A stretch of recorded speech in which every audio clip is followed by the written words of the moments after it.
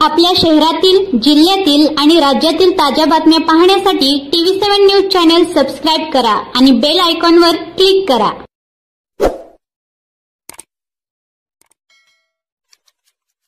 प्राध्यापक आरवाय घोटुगडे, सांगोला विधानसभा उमेदवार। आज पत्रकारांच्या समोर लाईव्ह येण्याचं कारण की 13 तारखेला रामचंद्रजी घोटुगडे साहेब यांचा वाढदिवस आहे आणि त्या निमित्तानं अखिल भारतीय महात्मा फुले समता परिषद आणि सांगोला पदाधिकारी यांची बैठक आणि रामचंद्र घोटुगडे साहेब यांचा अभिष्ट चिंतन सोहळा आणि पत्रकार बंधू आणि भगिनींचा एक सत्कार सोहळा आम्ही आयोजित केलेला आहे।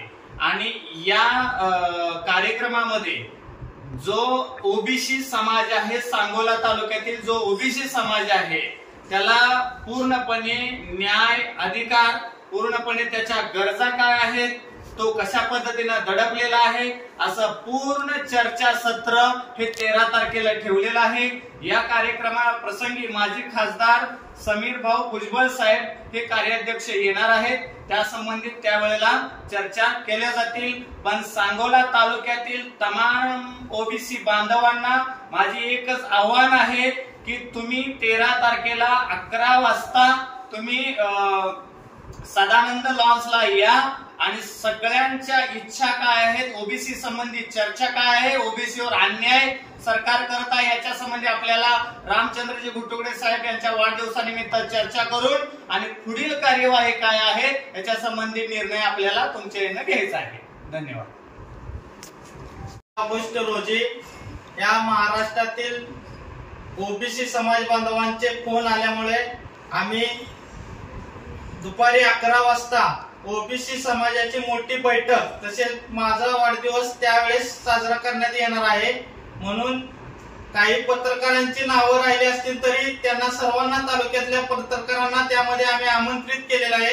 एक पत्रकार हा एक चौथा स्तंभ आहे या संविधानाचा, त्यांनाही न्याय मिळाला पाहिजे, त्यांचंही एनर्जी, ऊर्जा वाढली पाहिजे म्हणून पत्रकार पुरस्कार सोहळा आणि ओबीसी समाजाची चिंतन मनन मोठी संवाद बैठक बोलवलेली आहे।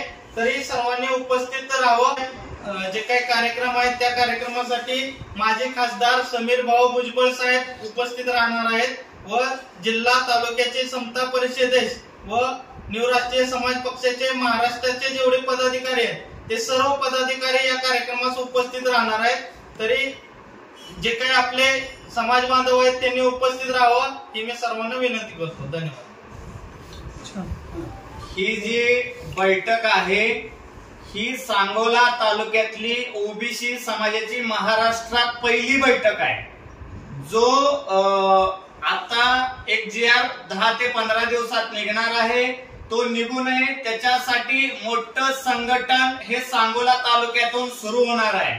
त्यामुळं आपल्या पाठीमागं आपल्या समाजावर काय अन्याय व्हायला लागलेला आहे, कोणते GR निघणार आहेत हे GR थांबवण्यासाठी त्या सदानंद लॉन्स मध्ये भुजबळ साहेबांच्या अधिपत्याखाली, अध्यक्षतेखाली आपली मोठी बैठक होणार आहे। तरी सांगोला तालुक्यातील सर्व बंधू आणि भगिनीने वाड्यावर, तांड्यावर काम करत असणाऱ्या सर्व रोजगार बंधू आणि भगिनींनी या मीटिंगला उपस्थित राहावा आणि आपल्या सगळ्यांच्या संलग्न एक मोठा लढा उभा राहायचा, याच्यासाठी तुमची साथ गरजेची आहे।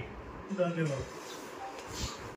सध्याला जे काय काशीरामजीने सांगितले की जिसकी जितनी संख्या भारी उसकी उतनी सत्ते में भागीदारी, ओबीसीला सत्तेच्या प्रमाणात प्रतिनिधित्व मिळतंय का?